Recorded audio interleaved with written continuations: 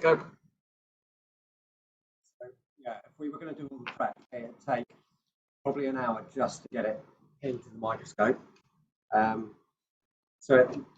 Because obviously we're looking at something that's hydrated and we want to look at it in its natural state, that's the reason we use cryo.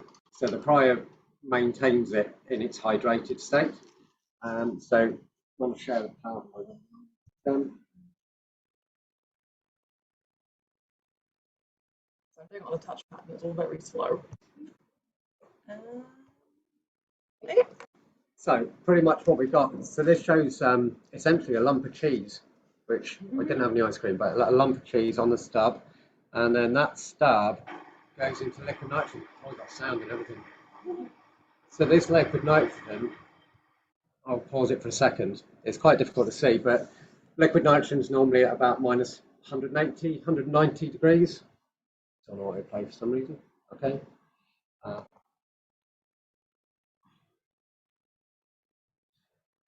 Okay. So, but what we do is we manipulate it so it goes down to slush nitrogen, which is more like about minus 220. And then the sample gets immersed in the slush nitrogen. That instantly freezes it without it expanding or causing any damage or rupturing anything. Freezes it in its hydrated natural state. Just about make out it turning to slush here, maybe.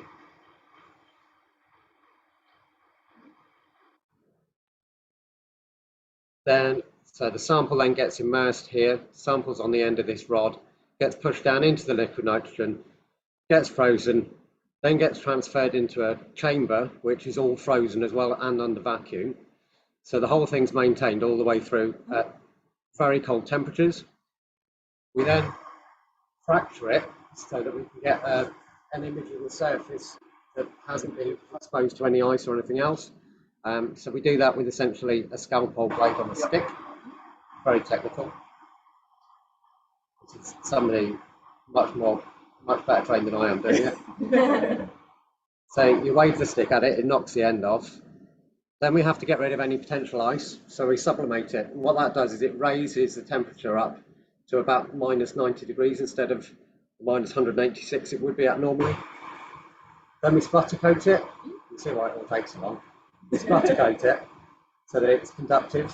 So this is coated with platinum. Gives it a nice conductive surface. Then it gets transferred into the SEM. So in the top left, you can see it, rod being pushed across. That then goes into the SEM, and on the bottom right, you'll see it should slide into the holder. A little bit fiddly. Believe how many takes it took to get this, so it looks remotely professional.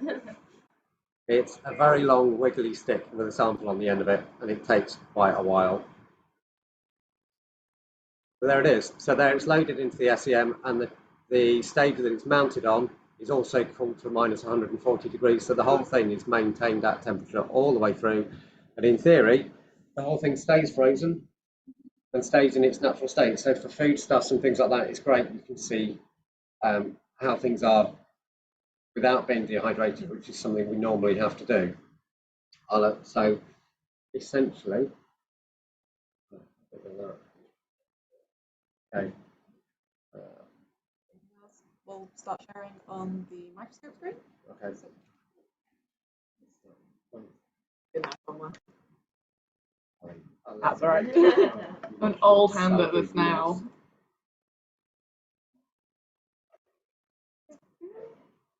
Oh, apparently I never turned on screen sharing. That is a mistake on my part. I will fix that now. So yeah, I've been using Zoom for what, years? I should know by now. There we go. All participants. Let's try again. And hey, welcome to the SEM. So we're using our JAWS 6610 today because that's the one we've got the cryo system set onto. So we can only do this on some instruments, not all of them. But we have two different types of ice cream in there. Yeah. We have raspberry ripple and a honeycomb. I thought that might be a little bit more interesting than just plain ice cream. So Alex is driving the SEM today, and you get a live view of whatever he's doing. So if he makes mistakes, feel free to laugh. As always, if you have any questions, you can either unmute yourself and speak, or you can put them in the chat, and I'll be keeping an eye on that. And we'll do our best to answer everything. But yeah, today's going to be a nice little fun time. You've got 2 geologists and someone who doesn't specialise in ice cream, but knows their way around a kitchen, because he used to be a chef. A long time ago, yeah. So here we can see, so essentially a lump of ice cream that's been fractured. You can see the fractured surface. So if we start to move in on the fractured surface, you can see the outside's really smooth where it's been unfractured. So that's part of the freezing. So that's why we fracture, so we can see the internal structure. And like Jen says, I'm not a food specialist by any means whatsoever. But what the food scientists generally tend to look at is things like how well, particularly with ice cream, how well aerated the sample is. So how light and fluffy it is, how big the fat droplets are within it, how well they're distributed through it, and that kind of thing. And we can see that. So the large round circles, you can see are where the fat droplets have been, and then you can see voids where air has been is trapped within the sample as well. So it tells you quite a lot about the structure and the consistency. And it looks pretty basic, but if you start to zoom in, if I've got it in focus, I might have.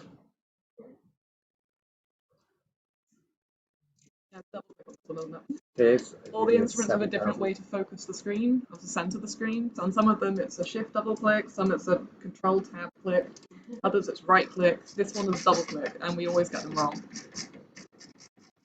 So Phil Fletcher would like to know, how did you mount the ice cream without it melting before plunge freezing? So what I did was I froze the sample holder overnight, so that it was at the same temperature as the ice cream. Then I used a sample holder which has a recess in it, filled that recess with ice cream, froze it again, and then used that ice cream to mount the ice cream that I wanted to look at too. And then it went straight into liquid nitrogen from there, essentially. Yeah, a bit of a drawn out process, but it works. Yeah. So once you get down to the decent magnification, you can start to see the structure within the ice cream and just how many voids are in it. So you can see at the bottom of the screen there, you've got that times 5,000, 6,000. That's the magnification that we're at. And that little green bar next to it that's changing size, that's a scale bar. So currently that line is 5 microns, so that's 5,000 of a millimeter. It's pretty tiny. Yeah, we get small. So you can start to look and see just how. So each ice cream, it's amazing how much they vary depending on content and quality. There's a lot of difference depending on the makeup, and the fat content makes a real difference. I'm sure everybody's aware. What I did think about doing, but it turned out to be too expensive, was getting a regular ice cream and a vegan ice cream to see what the difference was. Okay. But none of them were on sale, so I didn't. Budget wouldn't allow. So yeah, so you can see anything beyond. You can see just how big kind of the fat droplets are in relation to everything else. So if we have a look, I can't see anything. That one, isn't it? So we can. You're looking at about 70 microns in width. The scale bar is kind of 20 microns, so we know that these are less than 20 microns. The aerated gaps are much less than 20 microns, so the fat droplets make up a large proportion of the sample and affects the texture and all kinds of things. I can do.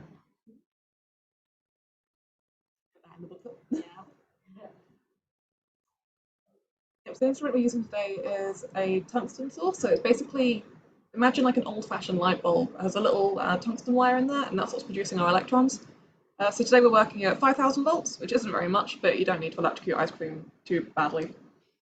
Potentially, if you hit it with too much voltage, it'll melt. It'll start to damage the sample. So you've got to work quite gently with cryo. I went to an electron microscope conference, and they're talking about issues of melting rocks. Okay. Apparently, at like high voltages, you can get to about 1,800, 2,000 degrees, and that will melt basalt. Yeah, that is crazy. Yeah, so something to pay attention to. Also, the more energy you put into a sample, the bigger an area it's affecting. We do have a Microscopy live folder, I think. We'll just put it in mine. Oh, there we go. I haven't used this one for a while, so.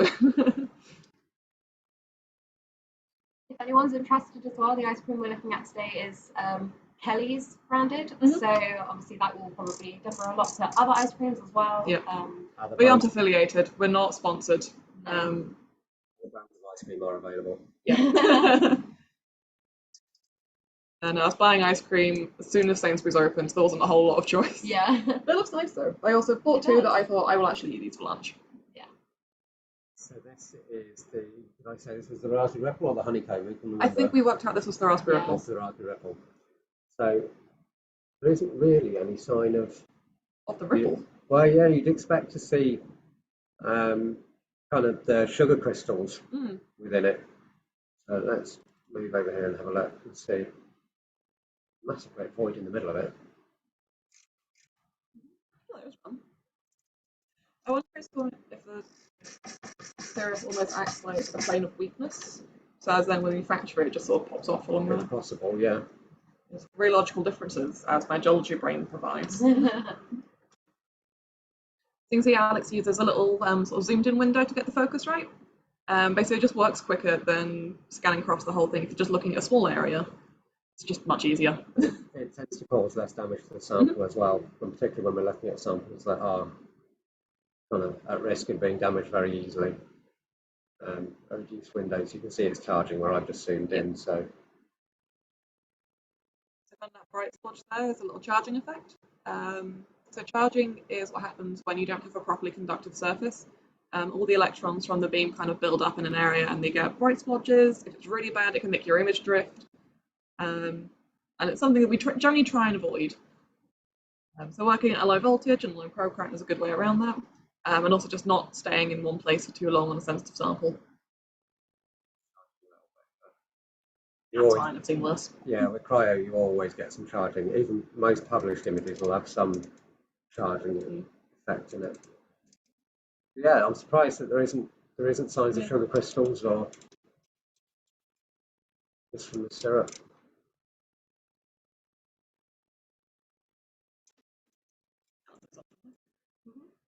All right.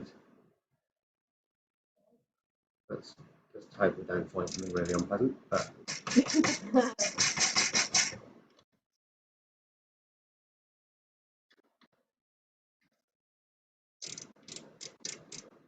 We're using secondary electron imaging today. So that basically just looks at the sample surface. It's really good for topography, the shapes of things, because we're not interested in the chemical composition of this. I don't think it would come up with anything interesting anyway, because it's organic. Ooh. That's why Mac can just lie down there. yeah.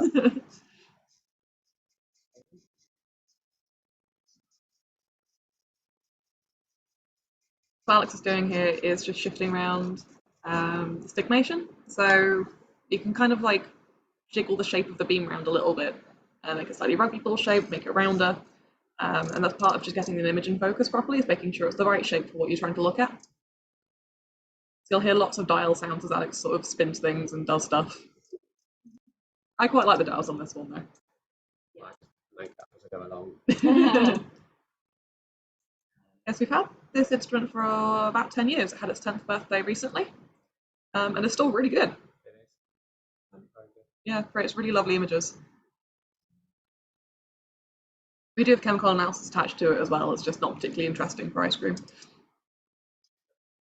If you find anything cool, take a photo of it. We'll put it in the booklet at the end. I don't know what that is, but yeah, you can see a little bit of charging on that. Yeah. Not too bad. It's not that bad for cryo, to be honest.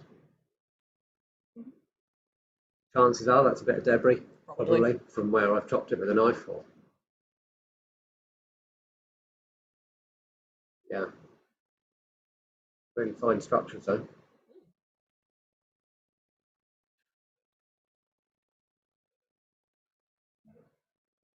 The other drive around today, we work in quite a fast scan speed. So as the electron beam is scanning across the sample, the quicker that goes, the quicker you can move around, the quicker the image loads in. So whenever we slow it down, you get a crisper image. But then because your beam's staying in one place for longer, you do get more charging effects, which you can see as we take the photo. So photos we take quite slowly because we want the image to be as good as possible. There's a little bit of a balancing act sometimes.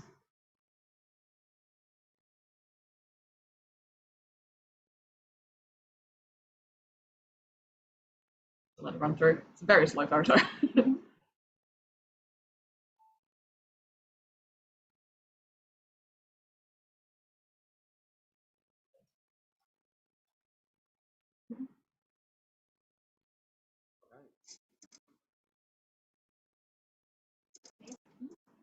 If you see anything as we're driving around that you'd like to have a look at, let us know and we'll zoom in. I think we're just kind of doing like a relaxed explore today, pretty much. Yeah, definitely. It looks very fractured. It's quite like colloidal, quite round. I wonder if that's what the syrup is or was. Yeah.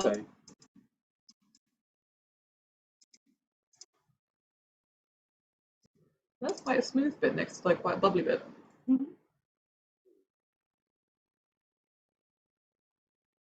Doesn't help that I keep thinking like, oh, what would that mean in geology? Because it's not the same process at all in ice cream. What would that mean in geology? It's like, oh, it's a chilled margin.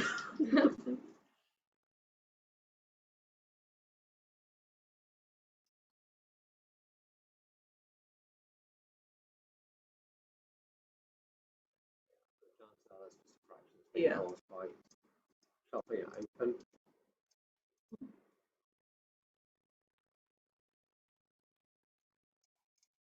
We take a look at that boundary between the smooth bit and the bubbly bit. Yeah. Yeah.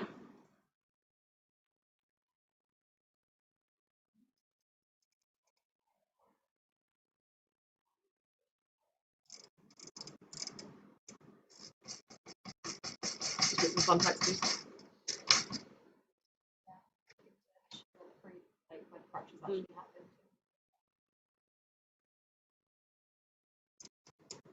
So I've delegated the summary booklet to Cesca this time around because I've got too many emails to deal with. But I trust her. Yeah. Sure, she'll handle it fine. Yeah, should be good. As always, there'll be a link to the quiz and a link to the recording in that booklet as well. We also upload all our videos to our YouTube channel, which we'll start going through and promoting properly as well. Because that way you don't miss out. But the benefit of coming to the live session and registering is you get access to the quiz and you get the chance to join us on a Friday having a nice time.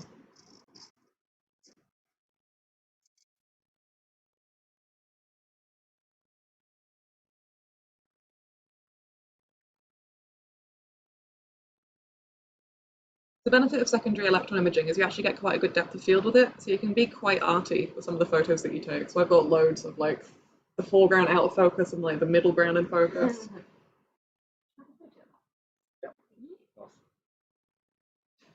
What types of non-food samples do you look at in your lab with this SEM? With this one, everything, pretty much. Yeah. So yesterday I was looking at marine samples that were sediment, which is bound with a biopolymer, and they want to look at how they act in the environment. I tend to work with the medicine and dentistry schools, so we might look at different cell types when they're naturally hydrated. It's not something you do that often, but there are times when it's just better to look at the morphology that way. So pretty much anything that's soft and squishy, you can look at with cryo. Not always suited, but quite often. We also use this one as a not cryo instrument. It's not always very cold. So I do a lot of stuff with the School of Geography and Earth Science here. So I look at a lot of plankton. With their students, this is really good for secondary imaging, so looking at marine microorganisms. Again, it does have chemical analysis capabilities, so we can also do sort of like typical sort of like geoscience applications by looking at mineral compositions. We also use it a lot of teaching, actually. Whenever we get students coming through, we like to teach them on this one because it's nice and straightforward. It's a good workhorse, it does everything they need it to do, and it's quite friendly. Do we look at plants in this one? There's no reason why we couldn't. I can't say that I have, or if I have, I can't remember doing it, but that doesn't mean I haven't. But there's no reason why you couldn't. I mean, yeah, I guess actually yes, I have. Saying that, yes, I have. I've done freeze fractured Actually, as part of my undergrad, my original training. Yes. In fact, images on the wall.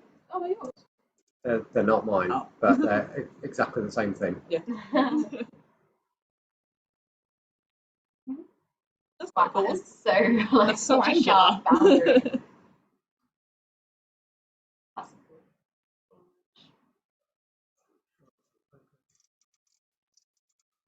cool. You need to start by wearing your glasses to focus, which is something I always forget to do. It took me a while to remember. But yes.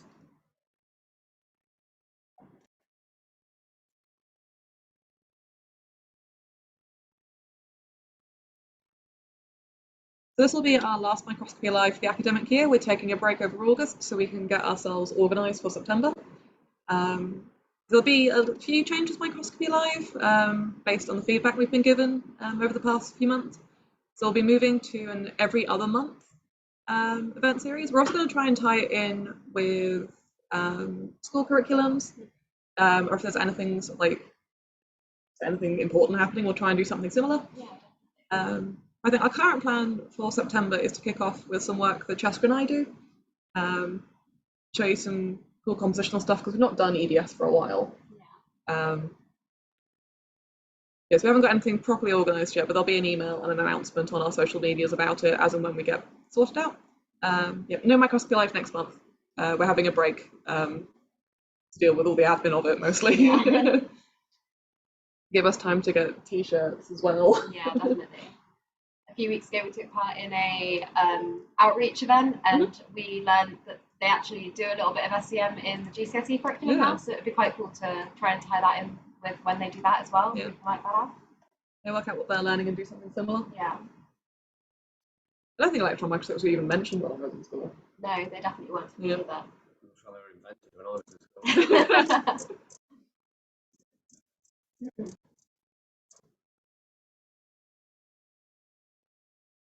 Yeah, it'd be cool for students to see it actually happening rather than just learning about it in textbook.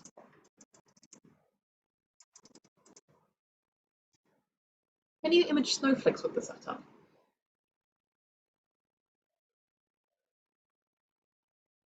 It's a severe thinking face. I'd like to say yes. I don't see why not.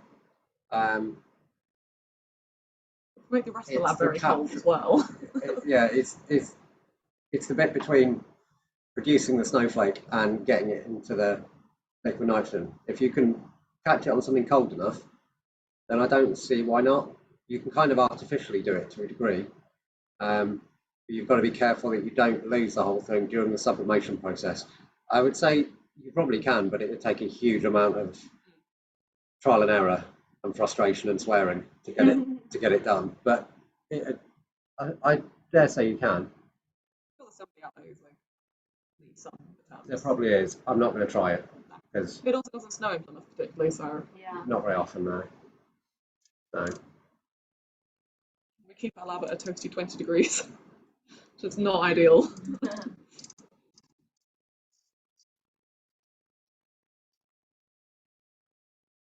That's very nice.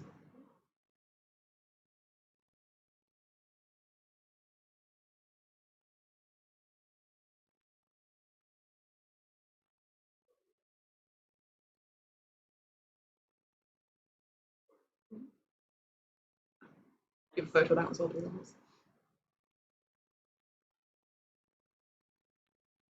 Somehow ice cream textures are less upsetting than leaf textures to me. Yeah. No, some of those leaf textures I don't think I want to see again, really. Yeah, I haven't quite recovered from the rosemary. Yeah, the rosemary, the inside of the rosemary leaf. Don't like that. No, ice cream's fine. I'm not getting any like fight or flight responses from it. It's fine. There's a very definite reason I'm a geologist. Yeah.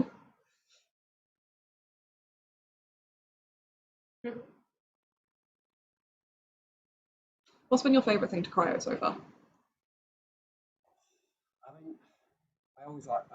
Everybody's always most interested in their own research generally. But I spent a day looking at pizza. Okay. Yeah, Oh, nice. yeah. There was a local company that wanted to know what the difference was between day-old pizza and pizza that just come out the oven. Wow. Not a lot, actually. No. Not a huge amount that you can see. But yeah. But yeah, I mean, plants are fairly probably the most interesting thing to look at, to be honest. There's the most going on with them, really. You can get some really, really nice fractured images with that. Let's save that. Let's hope I know we'll organise our folder. I think I've only used this one once, maybe for Microscopy Live. Yeah, actually, we did. Yeah, most most of it. Yeah, most of it we do on the Neoscope now. Okay. Should we go and have a look at the honeycomb one? Yeah. Let's have a look. It'd be cool to see if there's actually some parts of honeycomb in it. What are the structural differences between luxury ice cream and more ordinary ice cream? I think it's the amount of air content. You'll see it's air content and fat content. So you tend to get a lot more crystallization. So there's a higher water amount, as far as I understand. So that's why you quite often, if it's really cheap ice cream, you tend to get that gritty kind of texture to it. And it's a large water content, and it doesn't freeze in quite the same way. Yeah, fat content, air content, and that affects, well, the proportion of water within it as well. So that's my understanding anyway. Now moving across into honeycomb ice cream. Oh, So they're both vanilla bases, but other stuff in them. It'd be interesting to see, is it the same vanilla? Is the bulk ice cream itself the same? Does it work differently? I've got two that sounded nice. Yeah. And that's definitely different. Yeah, they definitely look. Yeah.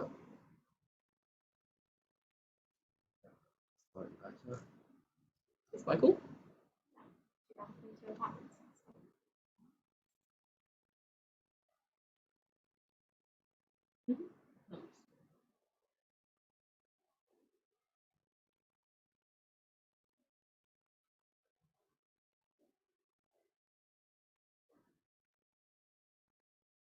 Quite dramatic.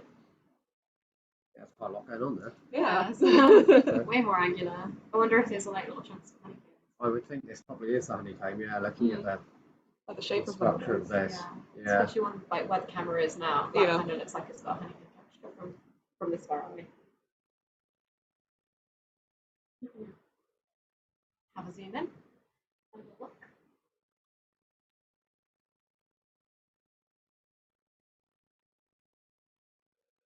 At the edge of the image, you can see that orange bar ticking down, and that's just letting us know where it's up to on this photo, which is quite nice because not all of them tell you. Sometimes you just have to wait and guess.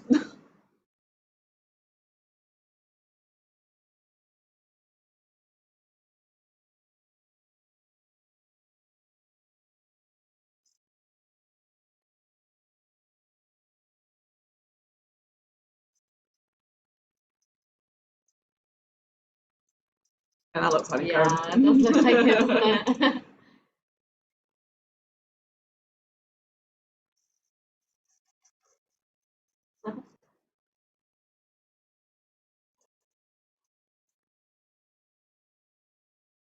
That's quite cool. Yeah, that's really cool.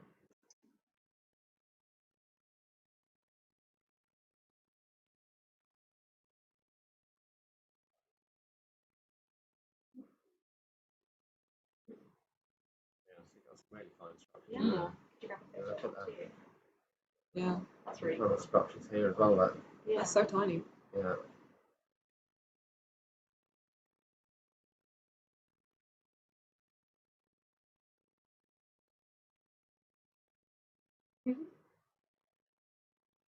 I probably should have put it on a quicker photo setting. That's really good photos. It would have made sense. But never mind. A bit late now. Those are really good photos. So it's going to be better the image.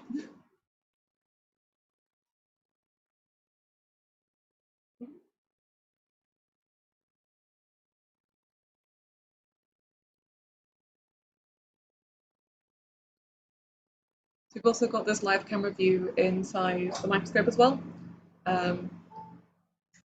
Not everyone drives around with it on. I like having it on, so I like seeing what's happening inside. Mostly because then I can see if I'm going to crash, which is a risk.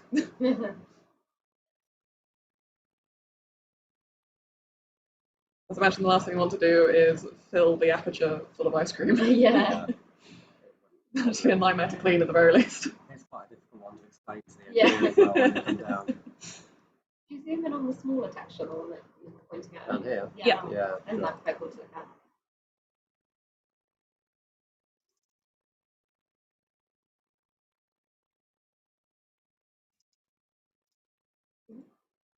You know the artist that does like the leaves? Mm.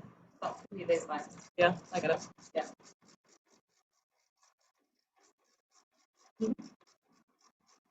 Oh, no.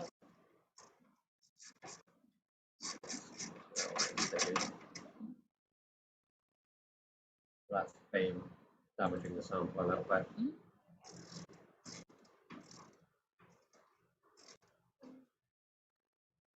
So at the moment we're at 13,000 times magnification.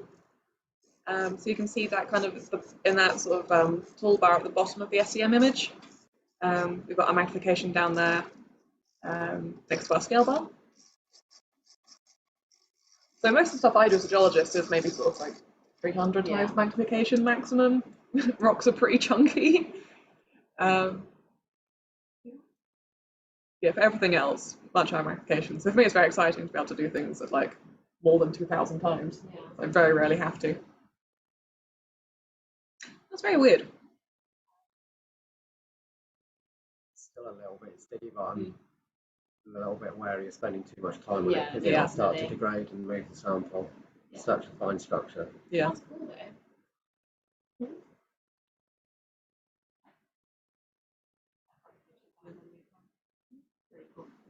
So when we say it's a little bit sticky, all we mean is that the stigmation is just off.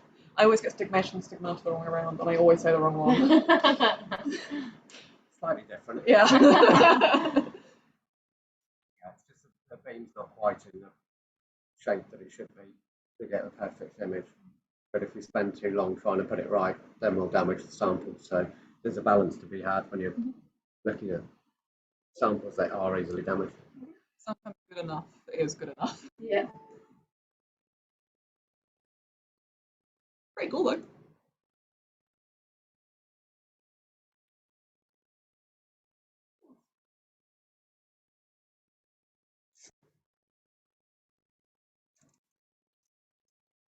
Okay, what else can we see? We have a look at some of like these sort of pointy bits. Here? Well, there's like some finer stuff through here as well.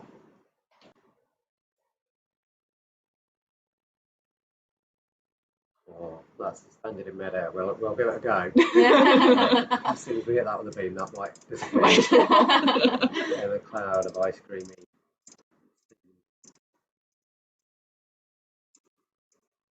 I'm guessing the vacuum pump would just sort of like suck out any vaporized ice cream.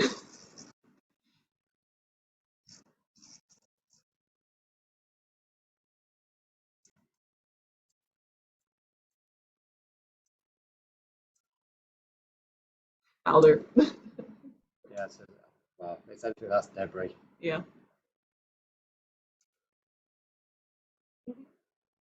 Nothing too exciting. No. It's imaging quite well, to be honest.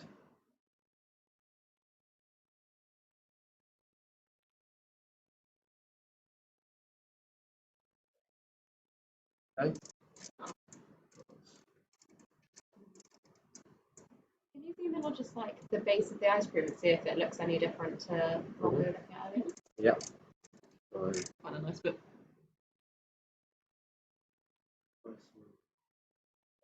this looks quite clean cut. Yeah, Yeah. nice. Flat. Very moon-esque. Yeah.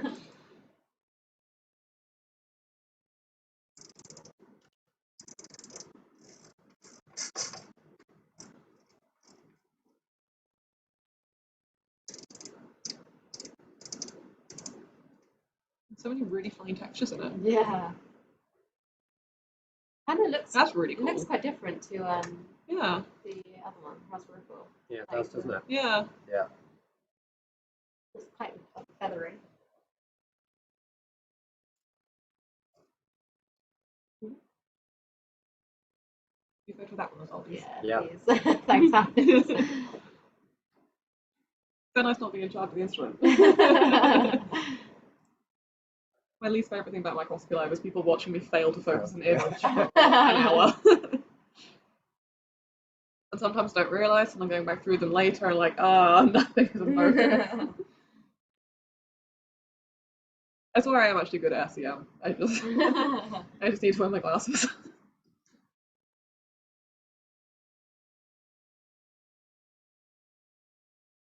I got some new ice cream images to update our current ice cream image stash. Yeah. Rather than choose the same one every time. Is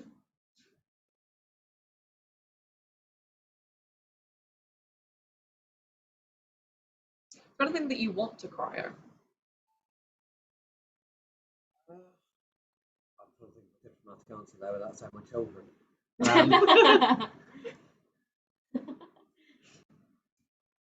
Yeah, there is, but it's quite a complicated answer. It's to do with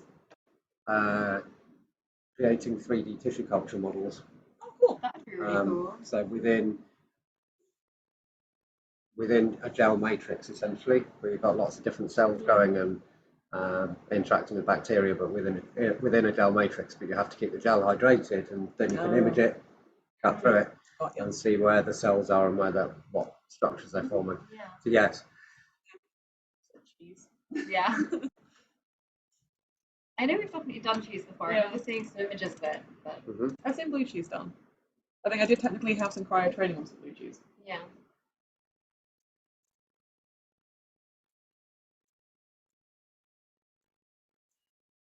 That's quite a nice shot.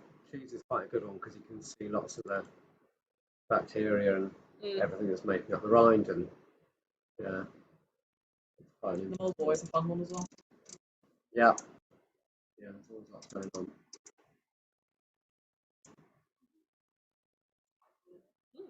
It does. It's not quantitative in any way, but just as a kind of, it looks like the fat content's higher as well. Yeah. There's a lot more recesses in this one where the fat droplets have come out. Yeah. They do look as if they'd all come out. We have a photo on that kind of view as well. Yeah. Just because that's quite nice. Looks very nice.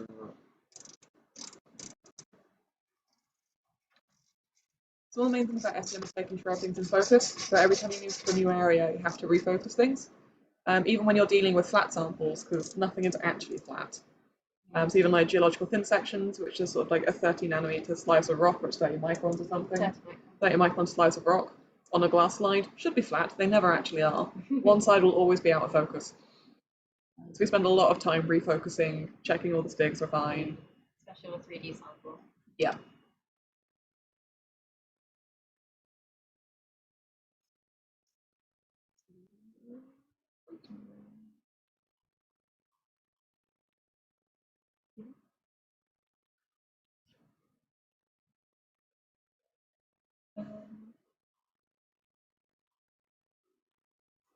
That's quite nice, though.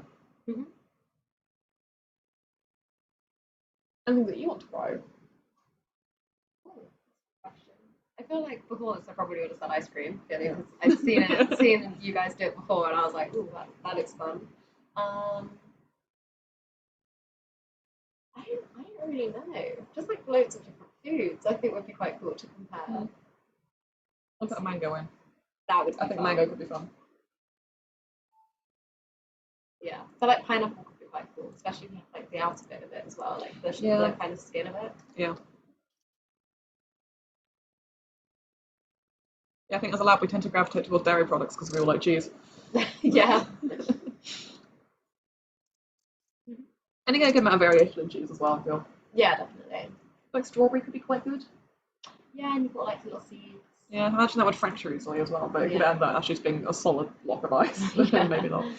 Because the water content's so high in them that it freezes so solid, stuff like that becomes really difficult to start to fracture. Like put it in the hand before it goes in. I mean, you can do, but it kind of destroys the object of looking at it. Yeah, but like, it'll get a It small could be piece. done. That's what I'm hearing. I guess it depends on the size of the hammer and how hard you hit it. Yeah. Maybe not a geology sledge. Probably not.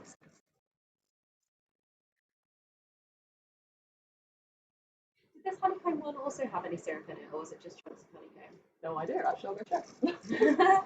So it looks kind of like it's got the colloidal fracture again, but Oh no, there is syrup in it. oh, there you go. Maybe that's that then. Oh, it's very well. There's a caramel sauce. Caramel sauce. Okay. That was blue roll, and it was going to break wet. Oh, no.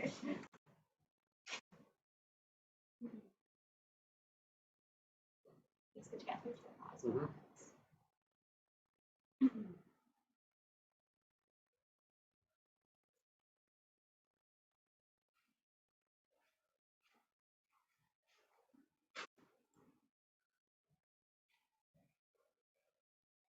How big are the packs? Like globules, I don't know how to say it. I can't say it. So the last In one, comparison. what we measured them just now, they were kind of 70 microns. Yeah. We can measure on this one and see if they're similar size, and in theory they should be. Mm. Yeah.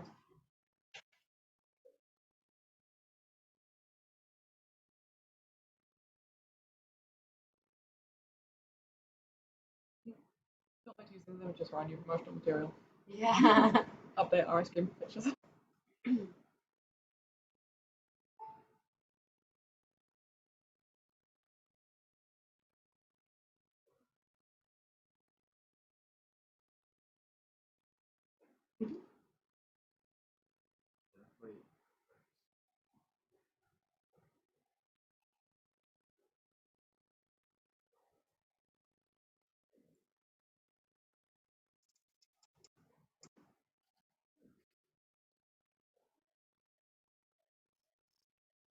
Little white spot.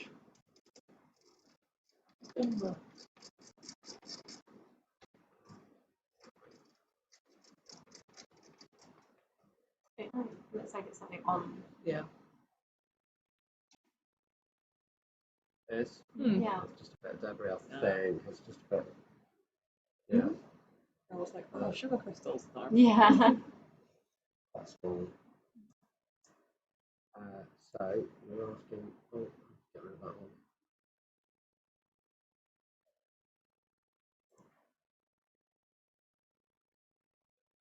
Yeah. Similar Yeah, sort of about the same size. sort of size. Yeah.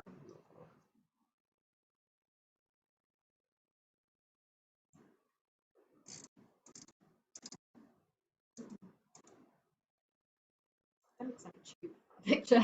Tube of ice cream.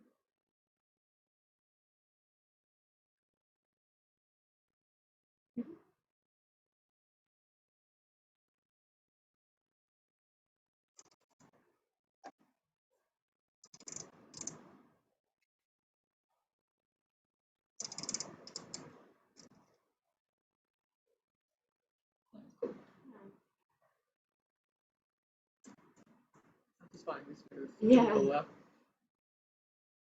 So good. I wonder what that sort of component is. It's odd, isn't it? yeah.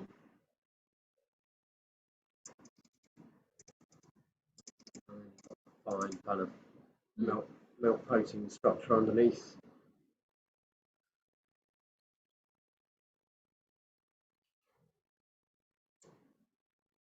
Very crisp. Yeah. I really do enjoy secondary electron images. They're so nice. Yeah, me too. I spend most of my time looking at flat rocks, so it actually doesn't add anything.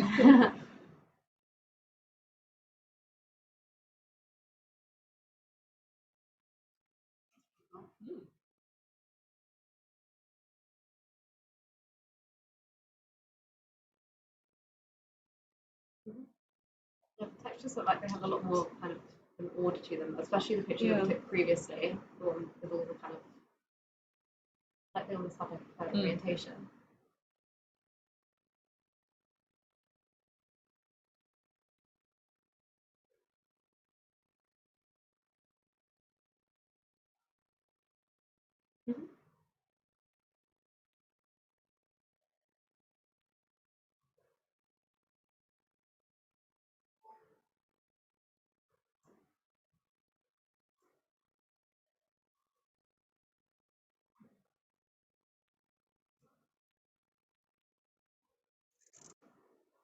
Let's see if we can find any more honeycomb.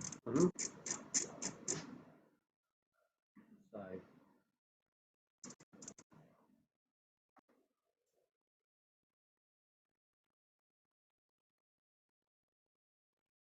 Well, hard to figure out as much as working out where you are in your sample. Yeah, yeah.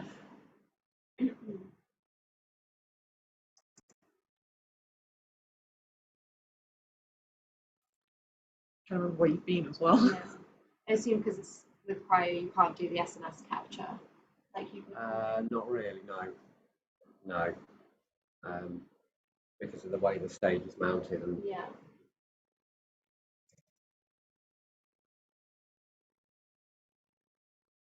Flying smooth. Yeah.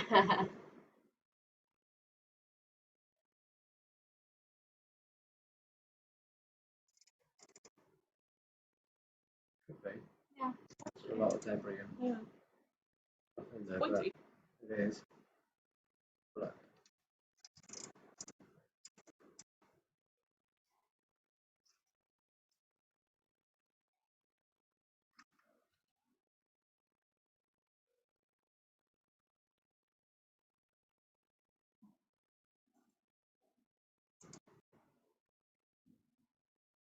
Got to make out what's what, to be honest. Yeah, Yeah. I know. So much. This doesn't look like there's a So lot much. of texture in those things.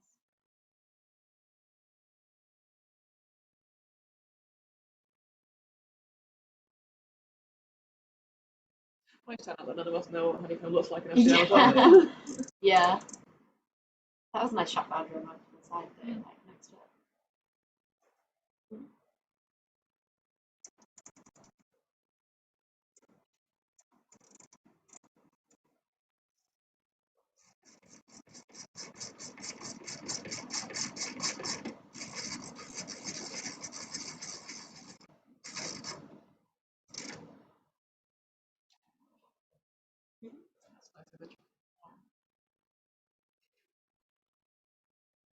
Kind of gives me Emmental, like cheese, the holy cheese. Yeah. I would say that. So in the last few minutes, if there's any other questions you've got for us, let us know. Or if there's anything that you'd like to have a quick look at in these samples, let us know, and we'll make sure that we see that before we close up today.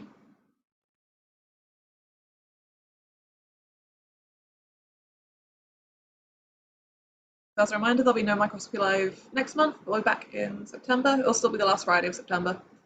Same sort of time frame. Yeah, we're just taking a break next month to get ourselves ready for the new academic year. And after today's session, Cesca will get the booklet sent out with a link to the quiz and a link to the video.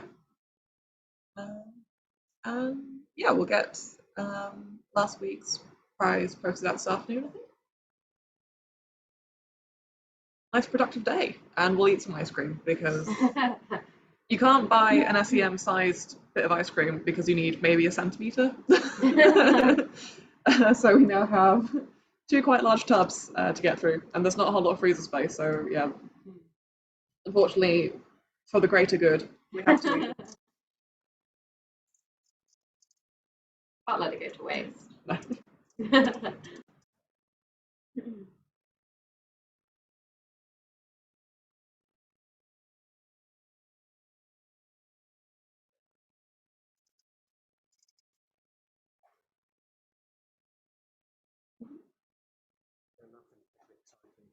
Yeah.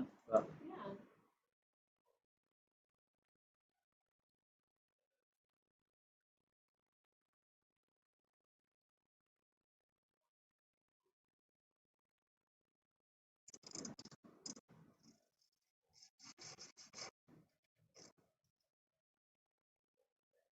That could be. It's like a small bit of ice cream on ice cream. That's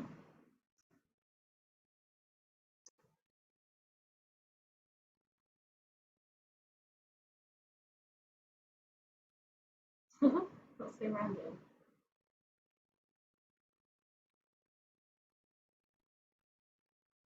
Very smooth.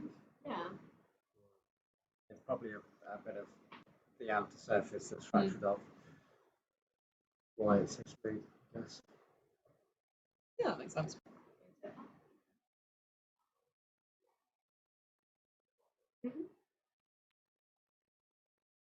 just can't believe how much texture there is in there. I assumed it would be kind of like, I don't know, sort of like smooth-ish, like, or like flaky. Didn't expect there to be like so much really, really fine texture. Yeah, no, I'm the same. I was expecting like the holes and the black globules and stuff, but like not. Yeah, I've seen the rest of it will be featureless. Yeah. Especially how feathery the honeycomb was. Yeah. That's probably our last photo of the day. Make sure we actually finish on time for a change, and we're not rushing. I'm not the best at time management for Microscopy Live. I get too excited about things.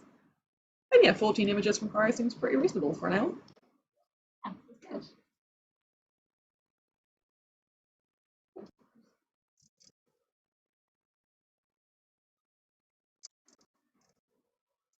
Be like a nice thing. Want to stop sharing the screen. We'll say goodbye to everyone and let everyone go to lunch, and we can just eat just a lot of ice cream. So thank you everyone for joining us. We hope you enjoyed it. We had a nice time. We've got a great afternoon planned. So we will see you all next time. So thank you very much. Yeah, I think that's basically it. Yeah, no, thank you very much. See you in September. Bye. Oh, my touchpad is so slow.